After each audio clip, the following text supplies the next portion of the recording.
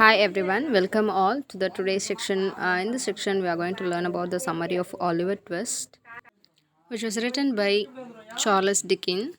Oliver Twist is the story of a young urban, it was named Oliver, and his attempt to stay good in a society that refuses to help. Oliver is born in a workhouse to a mother not known to anyone in the town. She dies right after giving birth to him, and he is sent to the parochial urbanage where he and the other urbans are treated terribly and fed very little. When he turns 9, he is sent to the workhouse where again he and the other are treated badly and practically starved. The other boys, unable to stand the hunger and longer, decide to draw straws to choose who will have to go up and ask for more food. Oliver loses. On the appointed day, after finishing his first serving of gruel, he goes up and asks for more. Mr. Burble, the Beadle, and the Broad are outraged, and he decided they must get rid of Oliver, appreciating him to the parochial undertaker, Mr. Strawberry. It is not great there either, and after an attack on his mother's memory, Oliver ran away.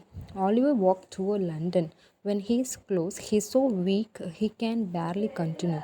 And he meets another boy named Jack Dawkins. Jack Dawkins.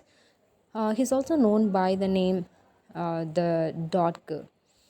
The doctor tells Oliver he come with him to a place where a gentleman will give him a place to sleep and food for no rent. Oliver follows, and the doctor takes him to an apartment in London where he meets Fagin. Fagin is the name of the person, and we're going to see who is Fagin and what is the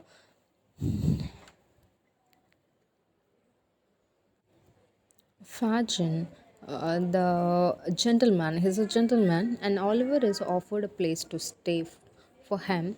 Oliver eventually learns that Fagin's wives are all pickpockets and thieves, but not until he is wrongfully accused for the crime of stealing an old gentleman's handkerchief.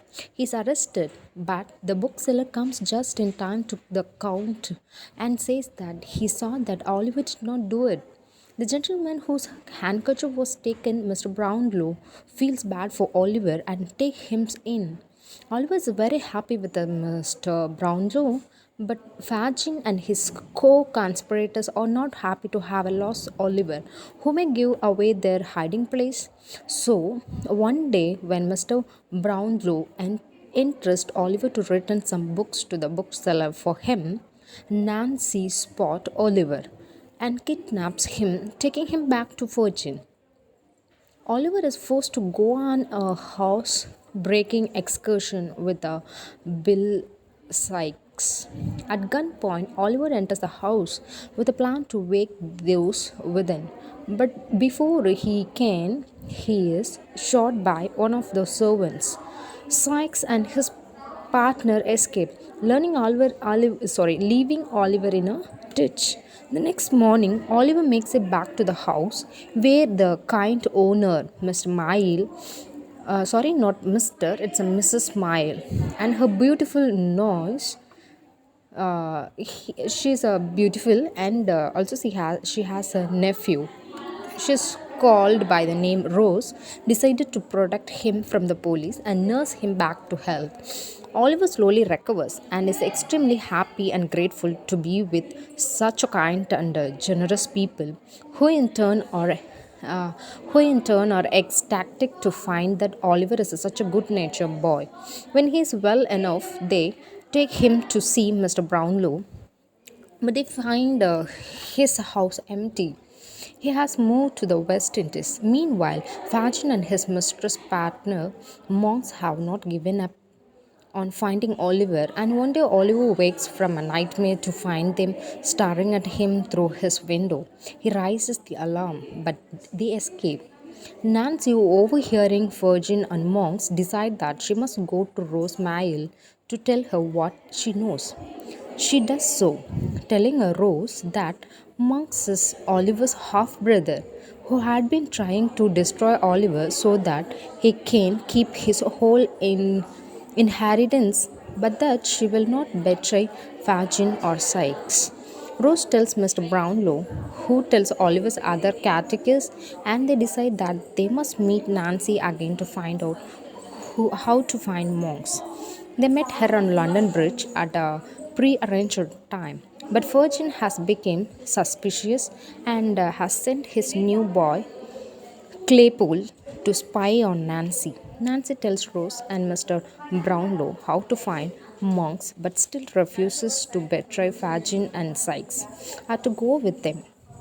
Noah reports everything to Fagin, who tells Sykes, knowing full well that Sykes will kill Nancy. He does. Mr. Brownlow has in the time find monks who finally admits everything that he has done and the true case of Oliver's birth.